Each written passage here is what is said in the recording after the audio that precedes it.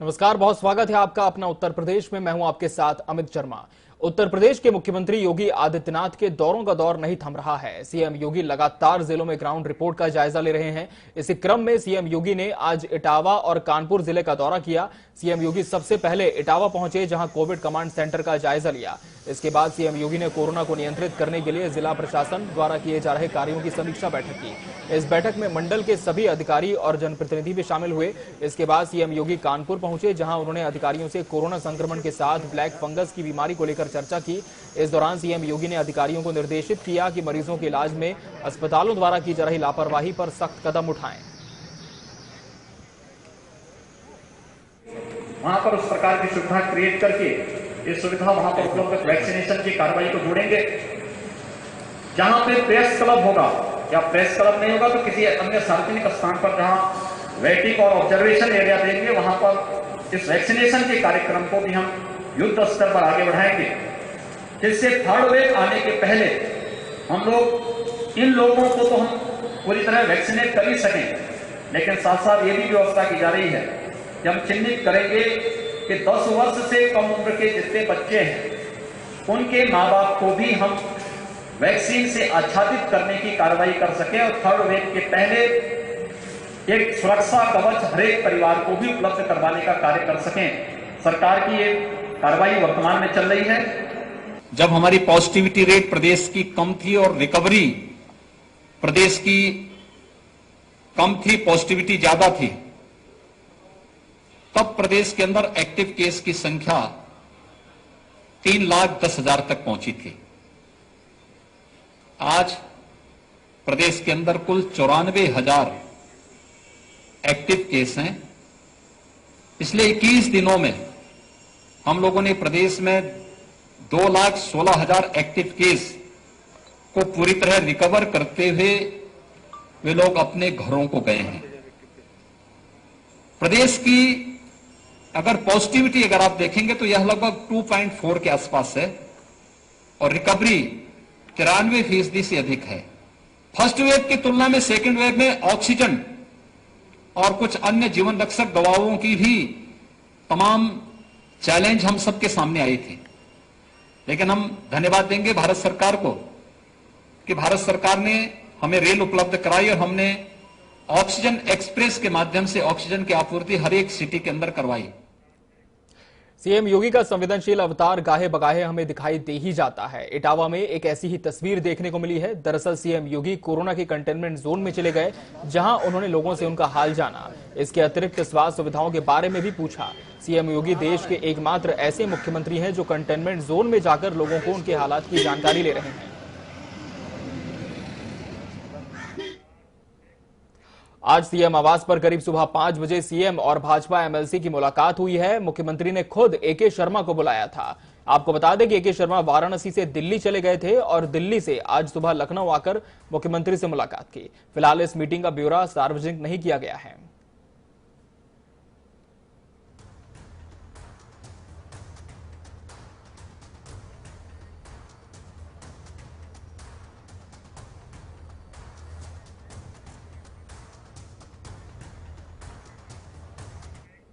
उत्तर प्रदेश में corona curfew एक हफ्ते के लिए और बढ़ा दिया गया है। अब यह कर्फ्यू 31 मई सुबह 7 बजे तक जारी रहेगा। प्रदेश व्यापी आंशिक कोरोना कर्फ्यू के सकारात्मक परिणाम देखने को मिले हैं। एक्टिव केस लगातार कम हो रहे हैं। ऐसे में 31 मई की प्रातः 7 बजे तक आंशिक कोरोना कर्फ्यू को विस्तार दिए जाने का निर्णय है। इस दौरान वैक्सीनेशन, औद्योगिक गतिविधियों, मेडिकल संबंधित कार्य आदि आवश्यक अनिवार्य सेवाएं पहले की तरह जारी रहेंगी।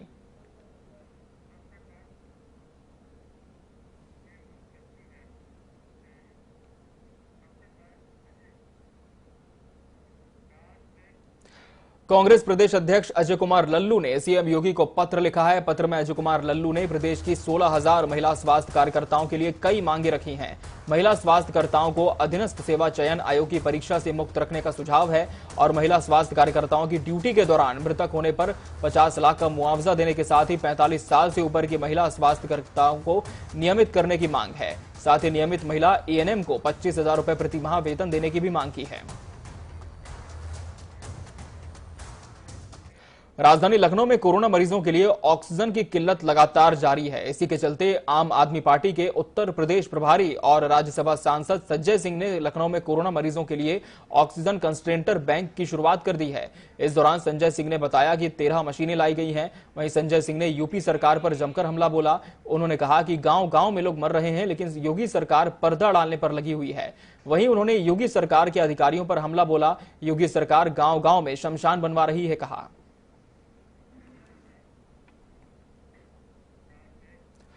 फर्रुखाबाद से खबर है, जहां गांव धीरपुर में डॉक्टर की लापरवाही सामने आई है। बताया यह जा रहा है कि कोविड वैक्सीन में रजिस्ट्रेशन के बाद भी वैक्सीन नहीं लगाई जा रही है। ग्रामीण बार बार स्वास्थ्य केंद्र के चक्कर लगा रहे हैं, लेकिन अस्पताल के कर्मचारी गेट बंद कर बैठे हैं। और जब ग्रामीणों ने स्टाफ से पूछा कि वैक्सीन क्यों नहीं लगाई जा रही, तो डॉक्टर न होने का हवाला दिया जाता है।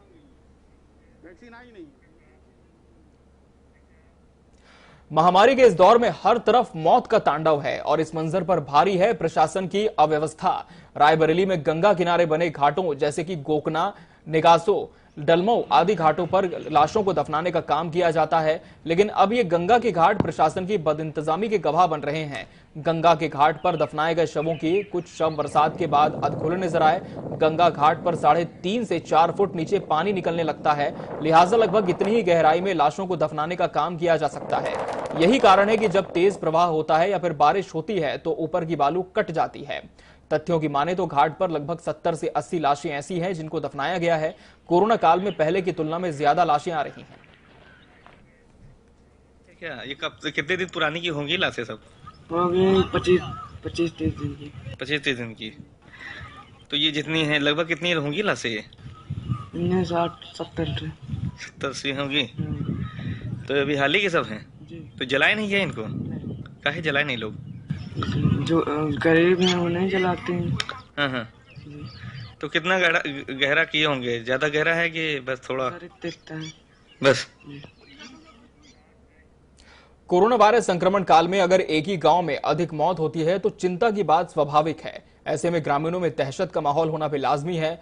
जी हां, यही हाल प्रयागराज के गांव श्रृंगेश्वरपुर ब्लॉक के मेंडारा गांव और आगरा मुख्यालय से 30 किलोमीटर दूर खैरागढ़ तहसील के कस्बे सैया का है, जहां एक और प्रयागराज के मेंडारा गांव में पिछले 1 महीने में 50 से ज्यादा मौतें हो चुकी हैं, तो वहीं आगरा के सैया गांव में पिछले 20 दिनों में 50 से अधिक मौतों से गांव में आज भी दहशत का माहौल है।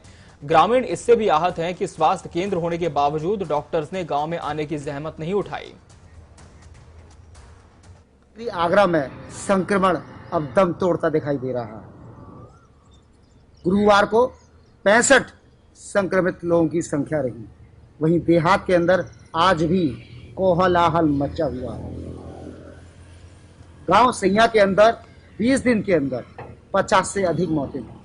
बावजूद इसके प्रशासन अमले ने गांव की ओर अभी तक कोई रुख नहीं किया। अब देखना ये होगा आगरा प्रशासन और शासन कब तक जाता है और देहात में हो रही लगातार मौतें कब सन्नाटा टूटता है। दावत जनता भी आ गई है। उत्तर प्रदेश के बाराबंकी में जिला प्रशासन ने बड़ी कार्रवाई की है। दरअसल कोरोना मरीजों से तय रेट से अधिक जबरन धन वसूलने के मामले में आस्था हॉस्पिटल दोषी करार दिया गया है।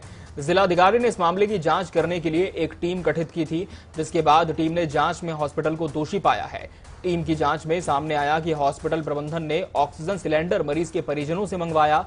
मरीजों से उनके उपचार के लिए जबरन पैसे वसूले गए। वहीं इस मामले में जांच समिति ने लोक स्वास्थ्य एवं महामारी अधिनियम 2020 और आपदा प्रबंधन अधिनियम 2005 की धाराओं में मुकदमा दर्ज कराया है। ब्लैक फंगस के बढ़ते मामलों ने एक बार फिर से सरकारी अमलों में और खासकर सरकार के तंत्रों में हलचल मचा दी है। कोरोना का कहर अभी थमा नहीं था कि ब्लैक फंगस से लोगों की परेशानियां बढ़ गई हैं। गोरखपुर की बात करें तो ऑफ द रिकॉर्ड यहां भी तकरीबन दर्जनों की संख्या में ब्लैक फंगस के मरीज मिल चुके हैं, लेकिन सरकारी आंकड़ा महज 7 की पुष्टि कर रहा है। ऐसे में 2 मरीजों की मौत भी सामने आई है। चूंकि इसका इलाज काफी महंगा है, जो कि आम आदमी के बजट के बाहर है, इसको देखते हुए सरकार ने ब्लैक फंगस के सभी इलाज को अपने हाथ में ले लिया और BRD यानी कि बाबा राघव दास मेडिकल कॉलेज में इलाज किया जा रहा है। वहीं इसकी दवाइयां भी उपलब्ध कराई जाएंगी। इसकी दवाइयां बाहर मेडिकल स्टोर या बड़े कारोबारियों के यहां नहीं मिलेंगी, इसे सिर्फ जिला प्रशासन ही मुहैया कराएगा।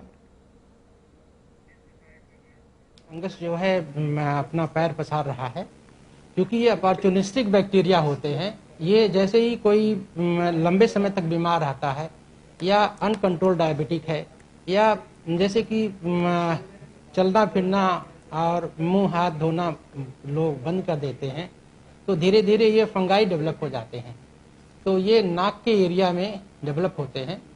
तो ब्लैक इसलिए कहा जाता है इनको कि चूंकि ये वेसल्स को इन्वेड कर लेते हैं, हमारी आर्टरीज को ये धीरे धीरे कब्जा करके उसको ब्लॉक कर देते हैं।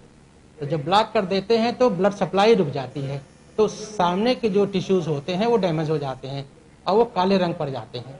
तो इसीलिए इसका नाम ब्लैक फंगस कहा जाता है। महामारी है, इसमें दो राय नहीं है, लेकिन उपचार भी सरकार ही के पास है, हमारे पास उपचार तो है नहीं। दवा आनी शुरू हुई, पहले ही सरकार ने आदेश दे दिया कि ये दवा ओपन बाजार में नहीं बिकेगी। हमारा भी नहीं है कि ब्लैक फंगस ने पांव पसारना शुरू कर दिया है। गोरखपुर में भी लगातार इसके आंकड़े आ रहे हैं और जिला प्रशासन पूरी तरीके से इसको लेकर अलर्ट है, क्योंकि सरकार ने गाइडलाइन जारी कर दिया है और इसको महामारी घोषित कर दिया है। अब सरकारी खर्च पे जो भी होगी इलाज होगी, क्योंकि यहाँ के सीएमओ और सीडीओ और डीएम ने अभी अभी इसको लेकर मीटिंग किया है और मीटिंग में निर्णय लिया गया है कि जिसको भी ब्लैक फंगस होगा वो पहले जिलाधिकारी को रिपोर्ट करेगा। जिलाधिकारी को रिपोर्ट करने के बाद उसको तुरंत बीआरडी में जो है उसको भर्ती किया जाएगा और उसका इलाज सरकारी खर्च पर शुरू कर दिया जाएगा। यानी कि निश्चित तौर पर जो सरकार ने निर्णय लिया है महामारी का, वो एक लोगों के लिए अब ये होगा कि उनके खर्चे भी बचेंगे और सरकारी खर्च पे उनके इलाज भी होंगे और तत्काल जो है इस पे एक्शन लेने के लिए पूरी तरीके से सरकार और जिला प्रशासन गंभीर है। सुभाष गुप्ता, जनता टीवी, गोरखपुर। इसी के साथ इस बुलेटिन में फिलहाल इतना ही। दीजिए